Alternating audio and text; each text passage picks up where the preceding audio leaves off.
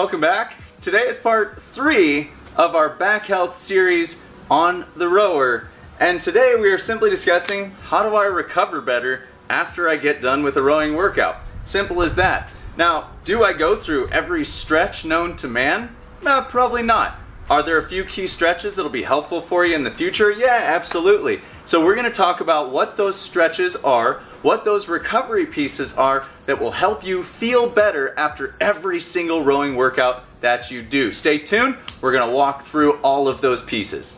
Now, one of the first things that starts to tighten up on people when they are rowing is, in general, the posterior chain. Everything from down here all the way up my back. And what that can result in is a feeling of pain in the back because things are so tight that it starts to pull, it starts to give us sensations that we're not comfortable with and we're not familiar with.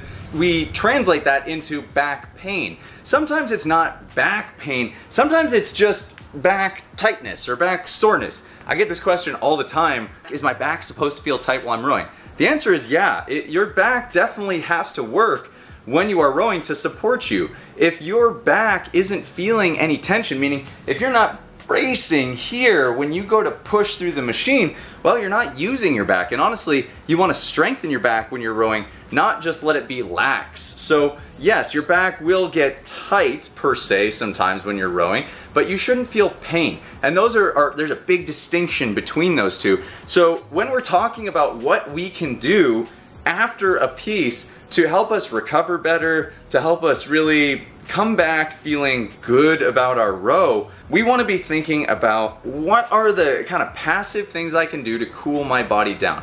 And really it's twofold on this. Number one is make sure that when you're done rowing, you don't just step off after a hot and heavy piece and just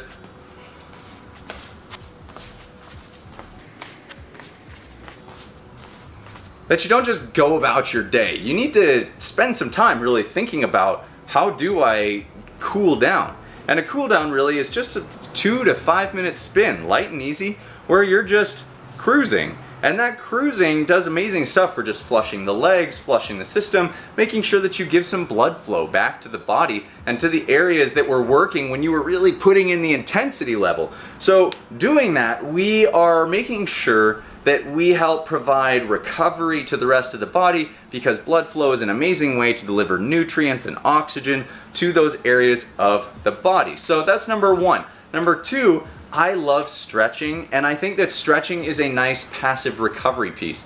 Now, is stretching the end-all cure-all for back pain? Absolutely not, don't get me wrong. However, after a row, it can be very beneficial to give those muscles which were working so hard a little bit of passive stretching.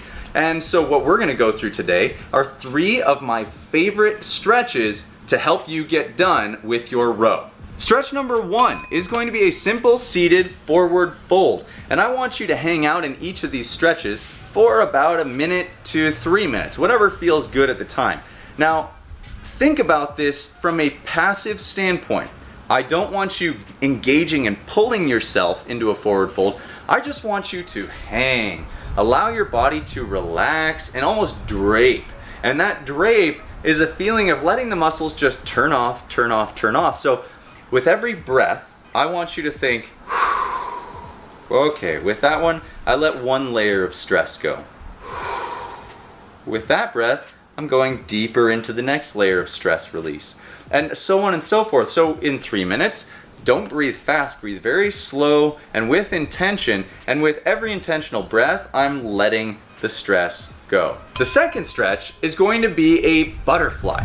And why I like the butterfly is because it creates a little gapping in the SI joints by allowing my knees to splay out. And so I get a little bit of stretch through the SI joints and in the surrounding hip area. It's not exactly my erectors, which is what I'm getting with a forward fold.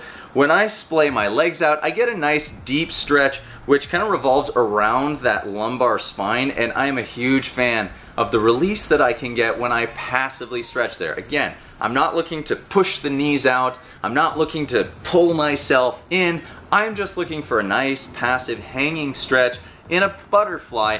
Again, spending 1 to 4 minutes there, however long feels good, and what you'll find is that you can almost fall asleep in this position. And I want you to think about it that way. Try to just hang out so long that you just get super relaxed and kind of Gumby-ish, right? That Gumby is what I'm looking for, that you just feel really chilled out in that space. And you'll also start to find that your mind calms down and your breathing slows down and your heart rate slows down. So again, that is my favorite stretch number 2.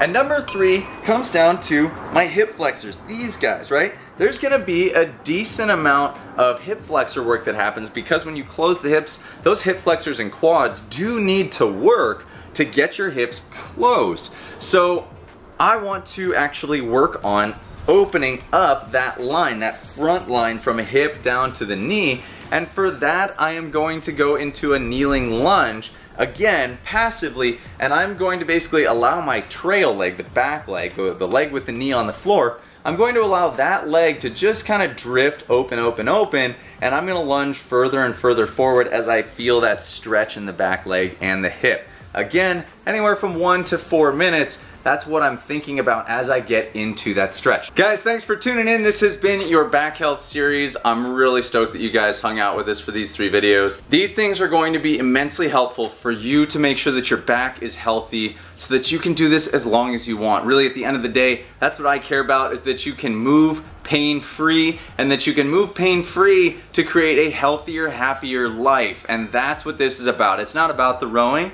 It's about how can you live a healthier life and use the rowing machine as a tool to get there. That's what we care about. Guys, thanks for tuning in. This has been another episode with Dark Horse Rowing. As always, make sure you head over to our website, darkhorserowing.com, where we have programs for you as athletes. If you are wanting to get workouts in, we got you covered. Coaches, we got you covered too. We have our Dark Horse Academy, which is all about teaching you how to use the rower as a training tool for your athletes. Also, if you want to find us elsewhere, check us out on the socials at Dark Horse Rowing. Guys, have a great day. We will see you on the other side.